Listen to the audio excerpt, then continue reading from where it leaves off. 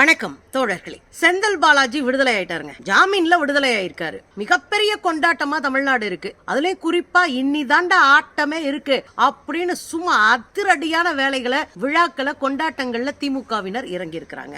அதோட எதிர்கட்சிகள்லாம் கதறிட்டு இருக்கு. RSS BJP சங்கப்பரிவார் கும்பலும் நாம் தமிழர் ஜாம்பிகளும் பயங்கரமா கதறி உருண்டு அழுதுட்டு இருக்கிறாங்க. என்னையா பண்ண போறோம், இந்த ஆள் நின்னு அடிப்பாரே அப்படின்னு உருட்டிட்டு இருக்கிறாங்க. பேச வேண்டிய தருணங்க இது. ஒரு அதிகாரம் நினைச்சா, ஒன்றிய அரசு நினைச்சா, இடி மூலமாக, IT மூலமாக, CBI மூலமாக, நீதிமன்றங்கள் மூலமாக எதிர்கட்சிகளை முடக்கலாம். எதிர்கட்சிகள் மீது போலியான குற்றச்சாட்டுகளை வைத்து, பொய்யான கட்டுக்கதைகளை வைத்து எந்த கேஸும் போட்டு உள்ள தள்ளலாம். அல்லது கேஸ் இருக்கிற ஆளுகளை பிடிச்சி உள்ள போட்டுட்டு அவங்கள கடைசி வரையும் ஜாமீன் இல்லாம வச்சுக்கலாம், ஜாமீனே கொடுக்காம பாத்துக்கலாம் அப்படின்னு எல்லா அரைவேக்காட்டுத்தனத்தையும், எல்லா சங்கித்தனத்தையும் கவனமா செஞ்சிட்டு இருக்கு இந்த கும்பல். அதுல நிறைய பேர் சிக்கி சீரழிஞ்சாங்க. முதலமைச்சர்கள் 2 பேரு, ஒருத்தர் கெஜ்ரிவால், இன்னொருத்தர் ஹேமந்த் சோரன். முதலமைச்சர்கள் தூக்கி உள்ள போட்டாங்க. எங்கேயா ஆதாரம்னா ஆதாரம் இல்லை. 2 பேரை உச்ச நீதிமன்ற ஜாமீன்ல விடுதலை பண்ணிருக்காங்க. அதே மாதிரி பார்த்தா துணை முதலமைச்சர் மணிஷ் சிசோடியா 2 வருஷம் உள்ள இருந்தாரு. இப்பதான் அவர் வெளியே வந்திருக்காரு. அதுக்கப்புறம் MP சந்திரசேகர் ராவ் அவர்களுடைய மகள் கவிதா, அவங்களும் இத மதுபான ஊழல் கேஸ்ல உள்ள தள்ளினாங்க. இப்படி எல்லாரையும் உள்ள தள்ளும் போதுதான் வாலண்டியரா போய் இந்த கேஸை எடுத்து செந்தில் பாலாஜியை உள்ள தள்ளினாங்க. 57 முறை 60 முறை மொத்தமா ஜாமீன் கிடையாது, ஜாமீன் கிடையாது, ஜாமீன் கிடையாதுன்னே மாவட்ட நீதிமன்றம் உள்ள தள்ளிச்சு. அப்புறம் பாத்தீங்கன்னா இங்க தமிழ்நாட்டுக்குள்ள உயர் நீதிமன்றமோ மாவட்ட நீதிமன்றங்களோ எதிர்கட்சிகளை உள்ள தள்ளி வேடிக்கை பார்த்தாங்கன்னா அவங்களுக்கு பதவி கொடுத்துருவாங்க. அது ரெஜிஸ்ட்ராவும் கொடுக்கலாம், அல்லது உயர் நீதிமன்ற நீதிபதியாவும் கொடுக்கலாம். அதெல்லாம் நம்ம பார்த்துக்கிட்டு இருக்கோம் சமகாலத்துல. அப்படி மாத்தி மாத்தி இவரை உள்ள வச்சுக்கிறதுல ரொம்ப கவனமா இருந்தது இந்த சங்கி கும்பல். அதுக்கப்புறம் பாத்தீங்கன்னா மாவட்ட நீதிமன்றம் நிராகரிக்குது ஜாமீன, அப்புறம் உயர் நீதிமன்றம் நிராகரிக்குது, உச்ச நீதிமன்றம் நிராகரிக்குது. திரும்பியும் போய் உச்ச நீதிமன்றத்துல மேல்முறையீடு செஞ்ச பிறகுதான், அதுலயும் மிகப்பெரிய போராட்டத்தை செஞ்சுதான், சட்ட போராட்டத்தை நடத்தி தான் இந்த இடத்துல வந்து நிக்கிறாங்க. எந்த கேஸுக்கு வேணாலும் ஒருத்தர் கைது செய்யப்படலாங்க. ஆனா கைது செய்யப்பட்ட நபர்களுக்கான உரிமையை அரசியல் சாசன சட்டம் பேசுது. ஆர்டிகல் 21 அதுல அவர்களுக்கு தேவையே இல்லாம, சாட்சியே இல்லாம, விசாரணை கைதுலாம் உள்ள வச்சிட்டு இருக்க முடியாது. 90 நாள்ல அவங்களுக்கு சார்ஜ் ஷீட் போட்டு அவங்களுக்கு ஜாமீனை கொடுக்கணும். இதான் அங்க இருக்கிற வழக்கமே. ஆனா அரசியல் கைதிகளை மட்டும் இப்படியே வச்சிட்டு இருந்தாங்க. சிறைவாசியவே வச்சு காலத்தை ஓட்டுனாங்க. இப்ப நாமல என்ன சொல்றோம், இவரு செந்தில் பாலாஜி மேல வழக்கு இருக்குன்னா அந்த வழக்க விசாரி, அந்த வழக்குல என்ன ஆதாரம் இருக்குன்னு பாரு, அந்த ஆதாரத்தின் அடிப்படையில் அவருக்கு என்ன தண்டனை கொடுக்கலான்னு பாரு. ஆனா சும்மா எதுவுமே இல்லாம தூக்கி உள்ள வச்சுக்கிட்டு 1.5 வருஷத்தை ஓட்டி விட்டு இது என்ன நியாயம்னு கேக்குறோம். அதுதான் இங்க நம்ம வைக்கக்கூடிய கேள்வி. இதத்தான் உச்ச நீதிமன்றமும் வச்சுச்சு. என்னப்பா இங்க நடக்குது, புதுசா ஆதாரத்தை கொண்டு வந்து கொடுத்துட்டு இருக்கீங்க, புதுசா ஒவ்வொரு தாரமா பண்ணிட்டு இருக்கீங்க, கடைசி வரைக்கும் இவருடைய வழக்கை விசாரிப்பீங்களா இல்லையா அப்படின்னு கேட்ட பிறகுதான் அவசரமா கையெழுத்து போட்டு ஆளுநர் அனுப்புறாரு. அதுக்கப்புறம் விசாரணை நடக்குது. இதெல்லாம் தாண்டி தான் இன்னைக்கு அவர் ஜாமீன்ல வெளியே வந்திருக்காரு. 25 லட்சம் 2 பேர் ஜாமீன் கொடுத்து அவர் வெளியே வந்திருக்காரு. அதோட மட்டும் இல்லாம அவர் வாரத்துக்கு 2 நாள் திங்களும் வெள்ளியும் போய் ED அலுவலகத்துல கையெழுத்து போடணும் அப்படின்றாங்க. பாத்தீங்கன்னா பயங்கரமா சிரிக்கிறாங்க.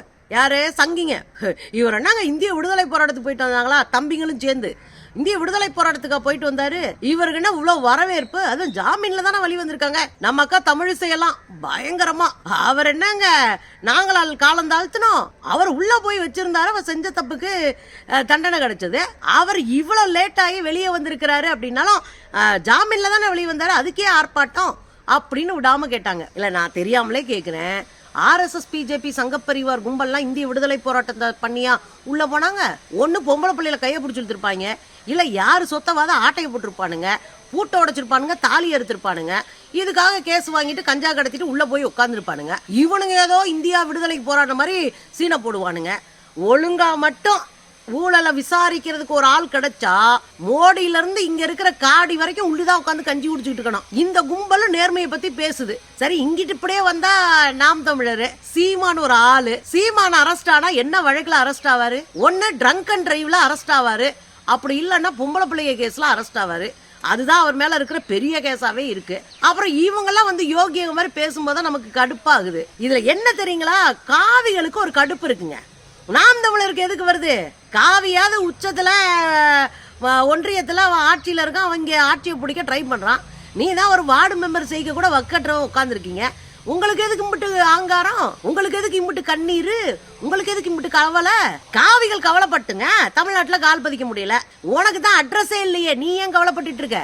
நாம் தமிழர் சீமான பார்த்து கேக்குறேன். அதுலயும் பாத்தீங்கன்னா கொங்கு மண்டலம் எங்கள் மண்டலம்னு அடிச்சு விட்டானுங்க காவிய. மொத்தமா ஆப்பு இறங்கிருச்சு. இன்னிதான் இருக்கு ஆட்டம். உங்களுக்கு நல்லா தெரியும் 2016 சட்டமன்ற தேர்தல்ல 10 இடங்களை அதிமுக தான் கைப்பற்றுச்சு. 2021 அந்த அதிமுக கையில இருந்த 10 இடத்தையும் அடிச்சு தூக்குனவர் செந்தில் பாலாஜி. ஒட்டுமொத்த கொங்கையும் அப்படியே கட்டுப்பாட்டுக்குள்ள கொண்டு வந்து தனக்கு கீழே வச்சுக்கிட்டாரு. மொத்தமா தன் கட்டுப்பாட்டுக்குள்ள வச்சுக்கிட்டாரு. கொங்கு மண்டலத்துக்குள்ள இறங்கி களப்பணியாற்றினாரு. போறவங்க வர்றவங்க எளியவர்கள் உழைப்பவர்கள் அத்தனை பேரையும் நட்பை உருவாக்கிட்டாரு. 2024 நாடாளுமன்ற தேர்தல் வரும்போது இவர் வெளியே இருக்க கூடாது. அப்படி வெளியே இருந்தா நம்ம கஷ்டப்பட்டு ஒரு 4 தொகுதி ஜெயிக்கலாம்னா அதை முடிச்சு விட்டுருவாருன்னு தான் காவிகள் இவரை உள்ளவே வச்சு ஏற்பாடு பண்ணாங்க. அதை நீங்க நல்லா புரிஞ்சுக்கணும். 2வது விஷயம் என்ன அப்படின்னா, ஒரு 3 இடம் ஜெயிப்போம்னு ஏன் மார்த்தட்டி சொன்னாங்க? ஆட்டுக்குட்டி கூட கதறிச்சுங்க. நாங்க 25 இடம் ஜெயிப்போம், அப்புறம் 10 இடம், அப்புறம் 4 இடம் கட்டாயம் ஜெயிப்போம். அந்த 4 இடம் எங்கன்னு நினைக்கிறீங்க? திருநெல்வேலி ஒண்ணு, தென்காசி ஒண்ணு, கோவை ஒண்ணு, இங்க இருக்கிற நீலகிரி ஒண்ணு. இந்த கோவை நீலகிரி கொங்கு மண்டலம் அது கட்டாயம் நாங்க ஜெயிச்சிருவோம்னு உறுதியா இருந்தாங்க. அதுலயும் ஆட்டுக்குட்டி பயங்கரமா பிரஸ் மீட்ல எல்லாம் பேசினாப்ல.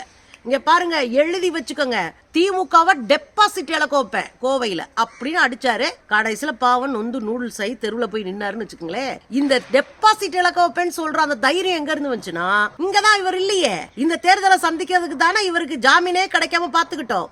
இவரை தூக்கி உள்ள போட்டு உட்கார வச்சோம். அதுவும் நெஞ்சு வலி, ஓபன் ஹார்ட் சர்ஜரி, எதை வேணாலும் பண்ணிக்க, ஆனா ஜெயிலரு அப்படின்னு சொன்னமே. எதுக்கு? இந்த 2024 நாடாளுமன்ற தேர்தலில் ஒரு 4 சீட்டை ஜெயிச்சிட மாட்டோமான்ற நப்பாசையில கடைசியில் அதுல பெரிய ஓட்ட விழுந்து போச்சு. அங்கேயும் திமுக தான் ஜெயிச்சது, இந்தியா கூட்டணி தான் ஜெயிச்சது. இப்போ உங்களுக்கு புரியுதுங்களா?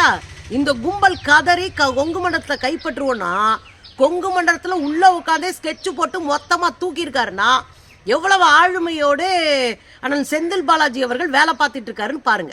அதுலயும் நீதிமன்றம் என்ன சொல்லிட்டாங்க, அவர் அமைச்சராவதில் தடை இல்லை, அவர் அமைச்சராகிறதுல தடை இல்லைங்க, தாராளமா ஆயிக்கலாம். என்ன சாட்சிகளை கலைக்க கூடாது, வெளிநாட்டுக்கு போக கூடாது, அவரோட பாஸ்போர்ட்டை ஒப்படைச்சிடணும், மற்றபடி அவர் ரொம்ப இயல்பா இருக்கலாம். 2 கையெழுத்து போடணும், வாரத்துக்கு 2 கையெழுத்து. இதெல்லாம் ஒரு பெரிய மேட்ராங்க. உள்ள இருக்கிறத விட வெளியே இவ்வளவு வாய்ப்பு கிடைச்சா இன்னும் என்ன பண்ணுவாரு? இன்னிதான் ஆட்டம்னா என்னன்னே நீங்க பார்க்க போறீங்க.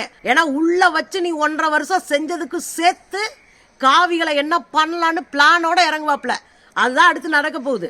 உச்ச நீதிமன்றமே கடுப்பாகிற அளவுக்கு இந்த கும்பல் ஈடிய வச்சு கேஸ் நடத்துச்சு. நீங்க முதலமைச்சர்கள் சொன்னேன் இல்லையா, அரவிந்த் கெஜ்ரிவால், ஹேமந்த் சோரன், அப்புறம் கவிதா எம்பி, இவர் மந்திரி நம்ம செந்தில் பாலாஜி, இவங்க எல்லாம் உள்ள வச்சுக்கிட்டு ஆதாரமே கொடுங்கலங்க. ஈடிய துவச்சு தொங்க போட்டாங்க உச்ச நீதிமன்றம். அதுக்கு பிறகுதான் வருஷம் ஒரு ஆளா ஜாமீன்ல வெளியே போக வச்சது. நீங்க எந்ததுமே இல்லைங்க. அதுலயும் பாத்தீங்கன்னா 3000 பக்கம் இவர் மேல குற்றப்பத்திரிக்கை 3000 பக்கம் ஈடி தாக்கல் பண்ணுச்சு. அதோட மட்டும் இல்ல, இன்னைக்கு வந்துருங்க, இன்னைக்கு சாயந்தரம் நீங்க இந்த அறிக்கையை தாக்கல் பண்ணணும் அப்படின்னு உச்ச நீதிமன்றம் சொல்லும். அடுத்த வாரம் செவ்வாய்க்கிழமை உங்களுக்கு ஏறிங்க வருது வாங்க அப்படின்னு இருக்கும். திங்கக்கிழமை சாயந்தரம் போய் இதை சப்மிட் பண்றது. அப்ப நீதிபதிகள் படிக்க முடியாது, இன்னும் ஒரு வாரம் இழுக்கும். அதே மாதிரி புதுசா ஆவணங்களை கொடுத்துறது.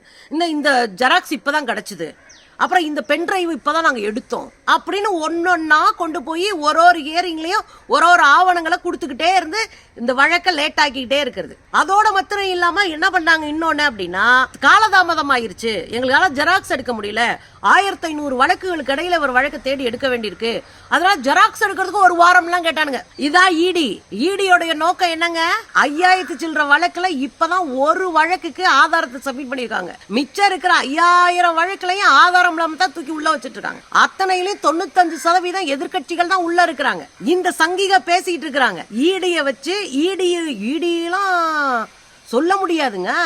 நம்ம வீட்டு சுக் அப்படின்னா போய் ஒரு ஆட்டுக்குட்டி விரட்டி விடுற மாதிரியே சுக்குன்னு சொன்னோன்னே எதிர்கட்சி மேல பாயும். அந்த மாதிரிதான் ஈடிய வச்சிருந்து இந்த கும்பல். அதுல அக்கா கேக்குறாங்க, தமிழிசைக்கா, நாங்கெல்லாம் வழக்கு இது பண்ணலங்க, தாமதப்படுத்தலங்க அப்படின்னு. ஏக்கா, உங்க ஐயா நீங்க நியமிச்சீங்கல்ல ஆளுநர் RN ரவி, ரம்மி ரவி, சங்கி ரவி, அவர் தான் 6 மாசத்துக்கு மேல கையெழுத்தே போடாம வச்சிருந்தாரு. அப்புறம் உச்ச நீதிமன்றம் தலையில கொட்டின பிறகுதான் அவர் கையெழுத்தே போட்டு கொடுத்தாரு.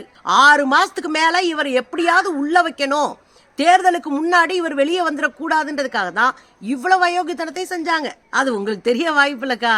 ஏன்னா இது அரசியல்ல உங்களுக்கு அது தெரிஞ்சா நீங்க தான் வேற லெவலுக்கு போயிருப்பீங்களே. அது இல்லாம ஏதோ யோகியர்கள் மாதிரி பேசினாங்க. நான் 2 விஷயத்த சொல்றேங்க. அவ்வளவு யோகியர்கள்லாம் சீமான் கும்பலும் கிடையாது, இங்க இருக்கிற பிஜேபி கும்பலும் கிடையாது. பிஜேபி கும்பல் வழக்குகளை மட்டும் எடுத்துக்கிட்டா இந்தியாவுல மிகப்பெரிய ஊழல் செஞ்சதே பிஜேபி கும்பல் தான். அது நீங்க ஆரம்பிச்சு என்ன வாஜ்பாய் காலத்துல இருந்து தொடங்கி பட்டியல் போட்டீங்கன்னா இந்தியாவுல ஊழல்ல முதலிடத்துல இருக்கிறதே பாஜக தான். கார்கில் ஊழல்ல தொடங்கி இன்னைக்கு இருக்கிற தேர்தல் பத்திரம் ஊழல் வரைக்கும் ஏகப்பட்ட ஊழல் செஞ்ச கும்பல். இது யோகிங்க மாதிரிலாம் பேசக்கூடாது. அப்படியே இந்த பக்கம் வந்தா திரள் நிதியில கஞ்சியை குடிச்சுட்டு தெருவில் போற பிள்ளைகளை அப்புறம் கேவலமா பேசிட்டு தர்ற நாம் தமிழர் ஜோம்பிகள் பேசவே கூடாது. நீங்கெல்லாம் அவ்வளவு யோகியம்லாம் கிடையாது. இன்னும் சொல்ல போனா குற்றம் செய்தவர்களுக்கு தண்டனை கிடைக்கலாம், அதுல தப்பே இல்லை. ஆனால் அரசியல் சாசனம் அவர்கள் கொடுத்திருக்கிற உரிமையும் இந்த சட்டத்தின் மூலமாக பாதுகாக்கப்பட வேண்டும். இங்க யாரையும் காப்பாற்ற வேண்டிய அவசியமே இல்ல. சரியா கேச நடத்தி கொடுக்க வேண்டிய தண்டனை கொடுங்கயா. நீ ஏன் 1.5 வருஷம் விசாரணை கைதியா உட்கார வச்சிருக்க? அதுதான் இங்க நம்ம எழுப்ப வேண்டிய கேள்வி. இன்னைக்கு கொண்டாட்ட மலர்ல திமுக இருக்கிறாங்க. பிரியாணி எங்க, பட்டாசு எங்க, ஸ்வீட் எங்க? கரூர் மக்கள் சொல்றாங்க அவர் வந்த பிறகுதாங்க தீபாவளியும் பொங்கலும் எங்களுக்கு அப்படின்னு. மக்கள் மனதில் இருக்கிறவங்க தான் தலைவரா இருக்க முடியும். செந்தில் பாலாஜிக்கான 2வது ஒரு மிகப்பெரிய வாய்ப்பாக இந்த சூழல் இருக்கிறது. இனி 2026 எலெக்ஷன்ல கொங்கு மண்டலத்துல ஓட விரட்டுவாரு. பாவம் அண்ணாமலை அப்படியே லண்டன்ல செட்டில் ஆயிடுவாருன்னு நினைக்கிறேன். அதுதான் அவருக்கும் நல்லது, அவர் கட்சிக்கும் நல்லது.